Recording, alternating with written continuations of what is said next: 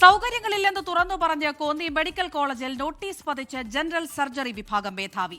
വേണ്ടത്ര ഉപകരണങ്ങളുടെ അപര്യാപ്തത ജീവഹാനി വരെ വരുത്താമെന്നാണ് നോട്ടീസിലെ മുന്നറിയിപ്പ്. നോട്ടീസ് പതിക്കാൻ ആരും നിർദ്ദേശം നൽകിയിരുന്നില്ല എന്നും ജനറൽ സർജറി വിഭാഗം മേധാവി ഡോക്ടർ ശിവപ്രസാദിനോട് വിശദീകരണം തേടുമെന്നും മെഡിക്കൽ കോളേജ് സൂപ്രണ്ട് പറഞ്ഞു. പ്രതികരിക്കാനില്ല എന്ന് ആരോഗ്യമന്ത്രി.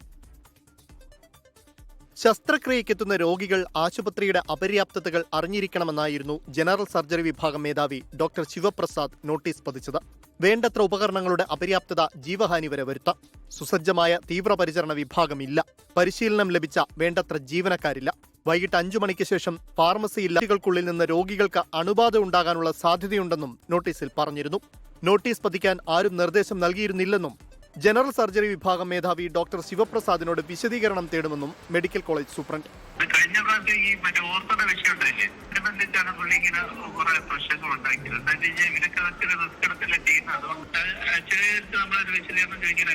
ഇപ്പോൾ പ്രതികരിക്കാനില്ലെന്ന് ആരോഗ്യമന്ത്രി. വാർത്തയായതോടെ സെക്യൂരിറ്റി ജീവനക്കാരെത്തി നോട്ടീസ് മാറ്റി.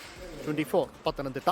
ലോകത്തെവിടെയായാലും ഏത് സമയത്തും 24 വാർത്തകളും ഓഗ്മെന്റഡ് റിയാലിറ്റി പാക്കേജുകളും എക്സ്പ്ലെയിനറുകളും വിശദമായി കാണാൻ ഞങ്ങളുടെ യൂട്യൂബ് ചാനൽ നിങ്ങൾക്ക് സബ്സ്ക്രൈബ് ചെയ്യാം.